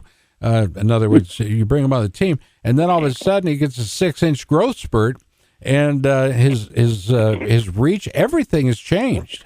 And I know you're going, please stay at 132. No, they're going to grow. You can't stop that. The growth plates, and all that. But this is you're in a very, very enviable position. You're seemingly getting anybody and everybody you want. I don't know that that's totally accurate, well, I don't know if from outside looking in. Now, well, what I would say when it comes to the recruiting part, I think that's why you look at the when you know them really well, and you don't know exactly what weight they were going to go. You just try to get as many people on your team that that like to train, and they value education, and they want to wrestle all summer. And so I think it's some of it is about the core values of someone's program, and then where they fit in, and then obviously, like I said, there are changes, and you just got to keep getting the kids that like it enough. And so you got to put them on a scale, see what's really practical for a kid. Well, yeah. You can't weigh 160 and still say you're a 25 pounder. It's not possible. I don't know. I've been lying about my weight for years. All right. Well, we both have. Oh, no. By the way, those two are going to be joining the team in the fall of 2021. Well, guess what? The Sooners are scheduled to begin competition. How hard is the date, January? Do you think we're going to make January? Well, the date that's a hard date for most of the conferences, January 1. Do I think that? Well, it just depends on how all these cases, if they start going down. And so, I think it's really not going to be up to me. I just kind of go with the flow. I think that, there are people above me that make those decisions. But, we got to plan on as if January 1 things are starting up, and the Nationals are third week in March, and we just got to, we got to be flexible right now. Right. I think it's very difficult, and and getting schedules and putting them together, and now you'll see that most of the conferences went to a one day, several competitions in one date, but you can't wrestle on a Friday, Sunday. You got to do it all in one. So trying to double up your scheduling, it's a challenge now too. So, but I think January 1 is a hard date. I mean, most people that's when it's supposed to start. Will the teams that'll be taken to the mat in that, I mean, you and I know that there's a different team for a tournament and there's different, what I call one-on-one date teams. Okay. And will your athletes be more likely in a tournament state of mind when they have to wrestle more than once in a day? Well, I think it's going to be interesting because you're going to have a lot of tri-meets, I think. But I think if you get 10 to 15 matches in from January to February or January to March, I think you've done a pretty good job. And the mentality is always the same. It prepares if you're, whether you have one match, two matches, or five matches. Your mentality shouldn't change in how you approach the sport and how you warm up, how you cool down, your nutrition, the whole 9 yards, and how you prepare. So, whether we do tries, just a single dual meet or a tournament, obviously the tournaments are a lot more wear and tear on you. Yeah, boy. Than just one match. But I think we have to get ready for that. And if we can get a big conference championship off and then get the Nationals, I think it'll be a pretty productive year for us. Lou Roselli, our guest, head coach, Oklahoma, and the Mighty Sooners. You returned 5 NCAA qualifiers and has at least, wrestlers ranked in at least 9 different weight classes. This is a good place for you to be, Lou. Well, from where we started, I think, it's really good. I'm looking forward to seeing I got a couple young people that'll be in the lineup, redshirt freshmen. One just won the U20s at Josh Heinzman at heavyweight. Got a 65-pounder. I'm looking forward to watching him, see where he's at. So we'll see it. It's getting exciting, So, and as we approach recruiting and we're hoping that we have a season January 1 and making, it's really getting to be a fun time. Your relationship with the Stieber family goes back a number of years. Wasn't any stretch for me to believe that Hunter would be a valuable asset to you at Oklahoma. Talk to us about the impact he's having for your program. Well, Hunter, the fact that he's young, I mean, as you get older, you can't, I wish you could wrestle when you're, 50 years old, you can, just takes its toll on you. But what's really nice about Hunter is, he does what we need him to do. He likes to practice. He loves wrestling. Wrestling's the best part of his day. And I think that when you have someone that can wrestle on a regular basis and that loves it and that can understand the sport really well and has good IQ, when it comes to wrestling, it's always valuable. You look at Stieber's record, and of the two, they're both fun to watch, okay? But Hunter's one of those decorated collegiate guys that has the ability to get along. And, making waves is not necessarily the desire of a coach, but you got to get the attention of the athlete, say, hey, now's the time to put the learning hat on, as it were, and try something new, try something different, if your only goal is to improve and to win championships. But, he is a, honest to God, 2013 Big Ten champion and an outstanding competitor, but I think he's going to be an even better coach. What is your estimation? Yeah, I think there's always a learning curve. There's a lot of things that happen in a program. If it was just X's and O's, yeah, he'd be right up there. He understands it. But I think there's some other things that go with it, and I think he's willing to learn, and he wants to do this for a long time. So, I know he's capable of picking up and understanding the recruiting process, understanding how that works, and signing, the top kids in the country. There's the development side, which I think he understands, and the recruiting side. Remember, the volunteer doesn't get to do what all the other ones do with calls and the visits. And so I think that there'll be a little bit of learning curve there for him, but I think that he'll do a good job. When he gets to that role, he'll be fine. Coach, I got to ask you about Jack Creamer out of Virginia. Every team needs a spark plug. Is he your spark plug at 25? Well, we have a bunch of guys at 25 right now, between Tommy Hoskins and Mason Nafee and Jordan Roselli and Jack Creamer. We have a bunch of guys. I think they all work really hard, and Jack's one of them. I think Jack will be fine down the road. I think he needs more muscles and some things that you got to have to be really good at Division I wrestling. But good kid, works really hard, so we're looking forward to see what he can do. I'm trying to remember the athlete you had at Ohio State. That Tomasello? Yeah. Man, only. All I had to do is set up the preface, and you knew exactly what I was talking about. Is there a tipping point, Lou, when you can have too much muscle and it becomes, it almost works against you because you're almost too stiff? Would you say that's true?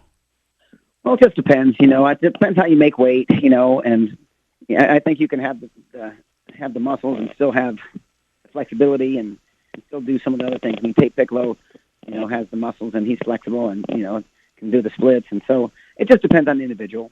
Yeah. But it depends how you can make weight. If you can't make that weight and you can't burn it down, then maybe it's a new weight, right? So I guess to answer your question, it probably could be. Yeah. He's too heavy and too big for that weight class. That's it. It can work against you for sure. I got to ask you about Mitch Moore. Has he lost the mustache yet, or is he still retaining? No, that's his power right there. You got to keep that. Like Super Mario Brothers, you got to keep that. He looks just this. I mean, my God. Out of St. Paris, Ohio, that legend continues. The book is still being written at St. Paris Graham. Just an outstanding. What do you call it? Program. Yeah, they have an outstanding program. They've had it for a long time. St. Paris Graham. They know how to work really hard, and they learn wrestling. Chap's done a good job. Making sure they understand the fundamentals and how competitive you have to be. So, yeah, they have a really nice program. There's talk about the strength of the Big 12 versus other conferences. How do you see the Big 12 in terms of national prowess? Well, I think with the new coaches that we have in the Big 12, I think each program is getting better and better. I would look to see, down the road as we get more and more competitive. It's hard to say, like, how are we going to compare up to the Big Ten? Obviously, the Big Ten has done an outstanding job over time. Sure. And you can't deny that part of it. But I think as we move forward, we got coaches that love wrestling. They're competitive. They're going to go out and get the best guys they can get. They're going to work with them, and I think that you're going to see that the Big 12 is starting to come on. Who's this Jordan Roselli? Name rings a bell. Yeah. Yeah. But I've actually been in that gym. You know that at Olentangy, Olentangy Liberty. But yes. I remember him as a little guy, and he was always fun to watch, but more than anything, fun to be around. Is it hard to coach a member of your family? It just depends on what child you're talking about. No, he's easy. My youngest one, a little bit harder. Some are rule followers, and some, some people don't take constructive criticism very well. My youngest does not. Where my oldest does. He knows I'm trying to help him. And there's nothing malicious. And, there's just ways that you do things, and there's a standard, and that's how it's done. And he can handle it, and my youngest one cannot. Love him, but I let somebody else coach him. Now, has Jim Ross been hanging out at all? Good old JR? No, I haven't seen JR in a long time with COVID. And most people are being a little bit fearful, and I think it's a healthy fear right now. We've got to be careful, and as we were talking about earlier in hour number one, we have to be responsible to each other. And I think our college coaches, you included, Lou, are taking this job very seriously because you're dealing with lives. And I respect that more than I could ever really truly express. But I appreciate you taking the time to join us and tell the story. What do you want people to take away from our interview today, specifically about Sooner Wrestling?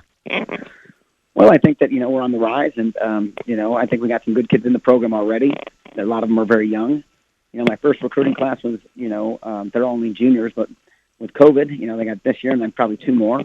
And I think the kids that we're getting, are people that are wrestleheads that want to wrestle at the next level. And I think, that's one of the things the core values that we stand for, and that, and having our Olympic program are big parts of what we do here. You bet. Lou, it's always good to talk to you, brother. I appreciate you making time for us. I truly do. And I'm looking forward to seeing you live and in person sometime soon. All right. Sounds great. Thanks for everything. You bet. Sooner head coach Lou Roselli. Hey, coming up, the General will be joining us in the house here on USA Takedown. I'm talking about Ramiko Blackman. Stay tuned. There's more on the other side. USA Takedown. All USA Takedown guests appear on the Defense Soap Newsmaker Hotline. Made in the USA with unparalleled quality, and it's guaranteed Defense Soap. It's what the pros use.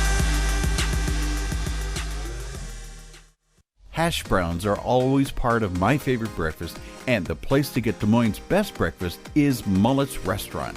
Hi, this is Danny Bishop. Stop by on your bike along Meredith Trail by the confluence of the Raccoon and Des Moines rivers. Sit on their 2-level patio, peruse the famous breakfast menu, and you'll understand why Mullet's is the best breakfast restaurant in Des Moines. Mullet's, celebrating all things about the hairstyle that's business in the front and party in the back. Just go to the west end of the Southeast 1st Street Bridge to find Des Moines' best breakfast at Mullet's Restaurant. The Defense Soap Facts. Dateline, Cleveland, Ohio. For 12 years, he competed. For 17 years, he coached. And for 30 years, he's policed the streets of Cleveland. He saw teams and programs decimated by skin-borne disease, a wrestler's worst nightmare. He didn't like the chemical-based products on the market and knew that there had to be a better way, a better defense. He found religion in the ingredients that make up the basis for Defense Soap: tea tree and eucalyptus oil. Defense Soap, all natural, safe to use. It's available around the world now at defensesoap.com. Calderberg's PBS Landscaping knows what grows best in Iowa because they're from Iowa. Locally owned and operated, Calderberg's is a full-service landscaping and lawn care company. Everything you need from lawn care and landscape design to water features, tree planting, irrigation, and snow removal. Matt Calderberg and his staff are great. They take care of my family year-round. They can take care of yours, too. My office and home, they cover it all. They're my friends and should be yours as well. Visit them at calderberglandscaping.com. Welcome back to the big show, coast to coast, border to border, and all those ships at sea. It is USA Takedown, Casper and Bogle with the week off. Danny Bishop at the helm of the mothership. This portion of happy to be here. Yeah, Dan. So it's good to see you. This portion of the program brought to you by Mark Cody and his Presbyterian College Blue Hose Wrestling program. Both men and women are setting the standard out there, and I appreciate that. Mark, thank you so very much. And we are on 1350 ESPN. It's always an honor to be on the airwaves with each and every one of you listening. We appreciate that. I try to bring to you every week great guests that have an ability to tell you the story of wrestling and tell the story of mixed martial arts. Our next guest is no different. They call him the General, and he joins us now. This is Ramiko Blackman. Miko, what's going on, buddy? I'm doing great. How are you? I'm super pumped anytime I get a chance to talk to you. You've had an outstanding career in wrestling and then on into mixed martial arts. And Randy Couture said it best, your goal is not to get hit in mixed martial arts, but your goal is to compete. And you have been an outstanding competitor. I go back in wrestling to a couple of my favorite matches, one in 2020. Let me go back because I've got it written down here. I'm trying to think. Was it 2021 or 2022 against Ben Askren, both in the Worlds and then, of course, the U.S. Talk to us a little bit about battling somebody as rangy and as unpredictable as Ben Askren is. It creates a challenge, but I got to believe there's some fun involved too. Yeah. There is some fun, absolutely, because, like you said, Ben is able to do with his range and and just his ability to move. He's able to do a lot of things that most wrestlers aren't able to do. And so that was the fun in that, just applying technique to neutralize and dominate the positions that he could, that we got in. Ramiko Blackman, our guest. Miko, you look at, and we were just talking about Lou Roselli. You remember Lou Roselli now at Oklahoma. And I asked him a question: can a wrestler or a fighter be too muscular? In other words, at some point, does it become a hindrance because of the stiffness and perhaps lack of flexibility? What are your thoughts on that? Well, there's that's a complex question to answer, but what I can tell you is that obviously the fundamentals. Muscle does require more oxygen, and so it depends on the lung capacity of the person carrying the muscles. Has his lung capacity been trained, and you can look at, does he know how to use his lungs? Does he know how to use his muscles? Mm-hmm. Does he know what type of muscle fiber he has, whether that be fast twitch or slow twitch, because they both do different things and they function in different ways. And so that's a complex answer. But too muscular? Yeah, absolutely. I would say a guy who hasn't trained his lungs and carries a lot of muscle, that would be too much muscle for sure. And the dates I was looking for you and Askren was 2008 and at the U.S. Open. You want to watch something fun? Go to YouTube, the USA Wrestling channel, and type in Ramiko Blackman. Okay, you're going to find some fantastic video to watch, but also the purity in which Ramiko, in which you wrestle. I just thought, and I've always thought that about you, though. You have a purity in your style that is really incomparable. Tell our listeners now what you're doing in and around the sport. Well, I coach Blast Double Wrestling Club. It's a local club here in Monument, Colorado. And I also run what we used to call an at-risk youth program. But I run Sunbright Ranch. My wife and I are founders to that ranch. And we just, service people that we essentially use horsemanship to build confidence in the people that come there. And I guess that come there. You said horsemanship, and that, my friend, you look good as a cowboy. Thanks, buddy. You wear a hat well, and there's something to be said about equestrian arts and the sport of horseback riding.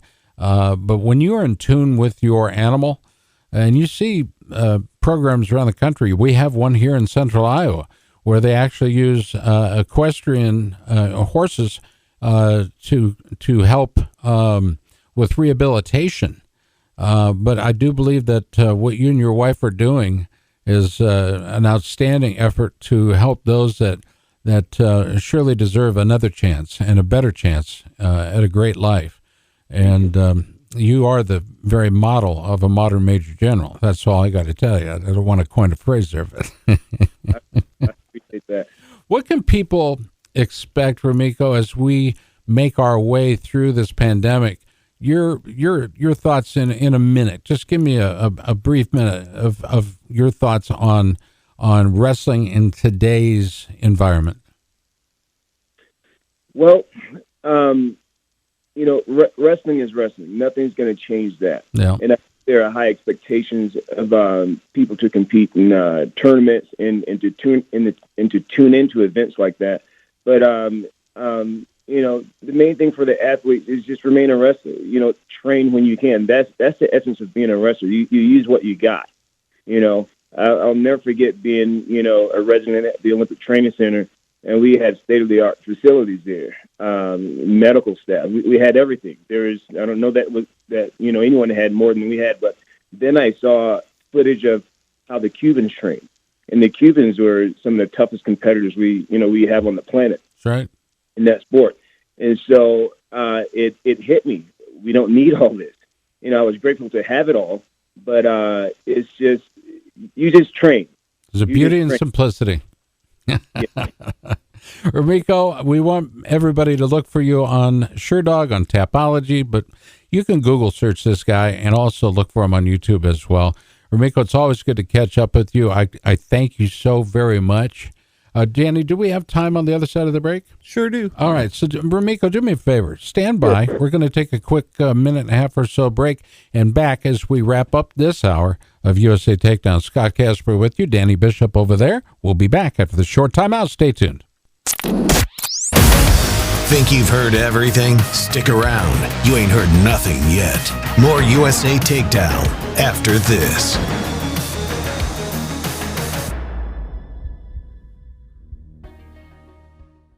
The wrong financial decisions can undermine the best intentions. Whether concerned for your business or your family's financial future, Trent Weatherman will develop a plan, identifying your goals, and set you on the path to financial security. Trent makes plans for people, no matter your goals. Trent has access to top-rated products and services to help you meet them. In April of 2019, NerdWallet identified Northwestern Mutual as the best life insurance company. Northwestern Mutual is in the top 10 U.S. independent investment broker-dealers in the United States. See the difference for yourself at TrentWeatherman.nm.com. Communities need leaders. The birthplace of Bob Feller, Van Meter, Iowa, has too. Paul Szynski and Jim Sinclair have always been there for their community and for the thing that drives us, wrestling. In a position to help or need a cause to get behind, your neighbors and friends can use a hand. Leaders always come together to help, to plan, and to work to make their communities a better place to live. So special thanks to Jim Sinclair and Paul Szynski, two examples of men who lead. Follow these two professionals on LinkedIn for investment opportunities and more. Yep, it's still 2020, the year that just won't end. If you need a break, how about this weekend at Wild Rose Casino and Resort? Come play at our house, just across the river in Clinton, Iowa. Slots, tables, great players, club perks, and the DraftKings Sportsbook. You don't have to be stuck in this when you could be doing this. Play and stay at Wild Rose Casino and Resort, Clinton, Iowa. Must be 21 or older. If you or someone you know needs gambling treatment, call 1-800-BETS-OFF. It's Friday. We're talking wrestling. We're talking mixed martial arts on the big program. Hey, coming up at the end of the show, and only at the end of the show, and that's because Ramiko's on the show, we're going to be giving away another face gaiter, try to help you. Well, it's a classy face gaiter made by our friends at Barbarian Apparel, and you'll be able to win one. You have to be able to pick it up here at the studios downtown Des Moines, but we do want to let you know we're giving away one each and every Friday, and they're pretty cool. They're designed by our friends at Barbarian Apparel, and so we'll give you the phone number and everything. First caller will win it, but it'll be at the very end of the show. And you'll really class it up. Yeah, you class it up. That's right. Yeah, these are good looking. Yeah, I'm going to need 4 or 5 of them then if you're looking to class it up. There's like 4 or 5 in the drawer right now. So, yeah, we got to give these away. Oh, man. Ramiko, is there, when you're on horseback, are you wearing a face mask? No, I do. No, I do not wear a face mask when I'm on a horse. No. You see people driving their cars all by themselves wearing face masks, and I don't know if they're just super comfortable that wearing them or not. But I always scratch my head. It's just you, and you're protecting yourself from your own self. But yeah, right. If you have the ability, wear a mask. I'm not going to criticize you for doing that. By God, save yourself, save everybody else. Hey, Jack Gockel has signed with Iowa State University. He's a kid out of Sioux City, and we've marked him as we have you since '72. If you think about it, that's the date you were born. But you think about watching an athlete as they progress. Man, watching your career was nothing short of fantastic. And I just believe it's like I said earlier, a purity in your style and your ability. Who do you credit your career? Maybe there are different people, the early parts of your career to the latter part, but who are some of those you credit? Well, I've been blessed. I've had, great people throughout my career. In the very beginning, my high school coach, Frank Drake, he just set the mentality for the sport. And so that prepared me for what was ahead, as far as college wrestling goes, and even the world class level. But from there on, I had greats like Steve Lampe, who was one of Gable's teammates way back then. You bet.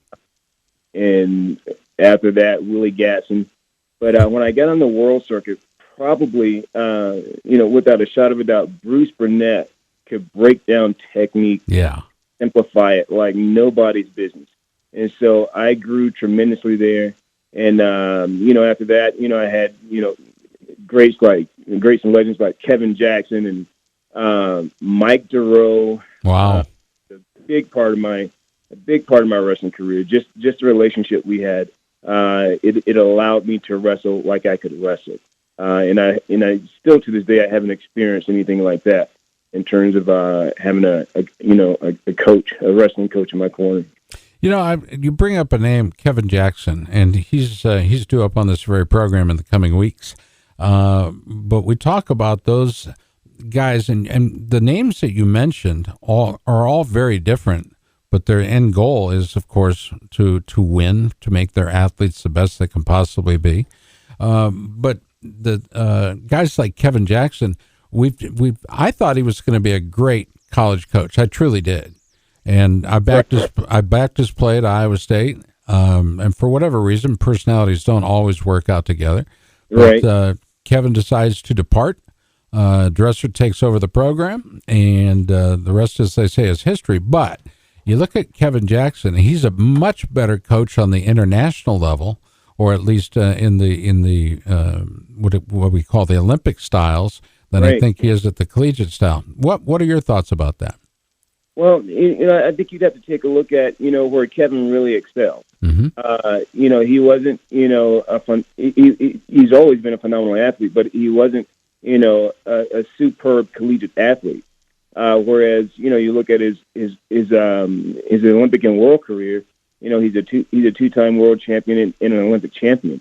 And so that says a lot. That says where he put his attention, where he honed his abilities, and his talents, and just sat down and focused. And so that's just where his expertise is.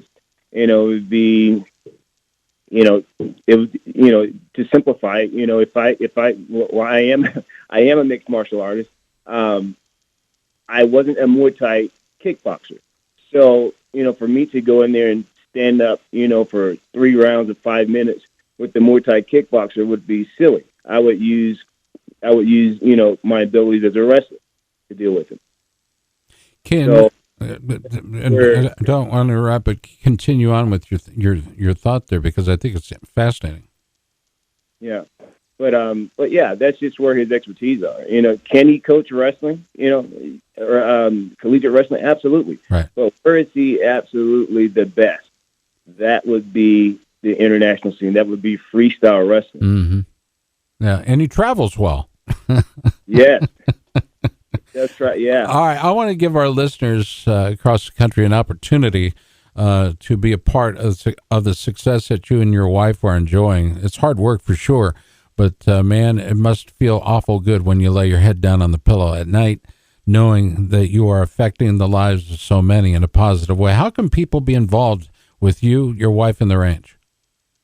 Oh, they just simply go to our website, www.sunbrideranch.org. That's SONBRIDE ranch.org. And that's the easiest way to get in contact with us. And of course, we have a Facebook page as well with Sunbride Ranch. Where does the name come from, Sunbride? Son of God, Bride of Christ. There it is. Together. The strength. Yeah. Ramiko, I respect you, and it's not just your ability on and off, but when it comes to communicating, I appreciate the fact that you always take the high road, and you've been an outstanding guest on the program, and it's always good to catch up with you. My best to your wife and to all those you're coaching. Thank you. We'll do it again soon, okay? At Northwest Tech, Kansas. I'm one of the wrestling coaches out there. And so I know some of those guys are tuned in, so I want to give a shout out to them. Do it again, one more time. We're at. I'm also coaching at Northwest Kansas Tech in Goodland. And so I know some of my guys are, so I just wanted to shout out. All right, I just gave him thumbs up on the webcam. How about that? All right. Ramiko, thank you, brother. It's always good to talk to the General. Thank you, Scott. You have a great day, buddy. You have a blessed one as well. Thank you so much. Ramiko Blackman, the General, our final guest of the hour, and in his honor, we're going to open up the contest phone lines here at ESPN Radio. You can win the Barbarian USA Takedown Neck Gaiter simply by being the first caller at 515-244-1350. 515-244-1350. All right, Zach Bogle will be back again next week.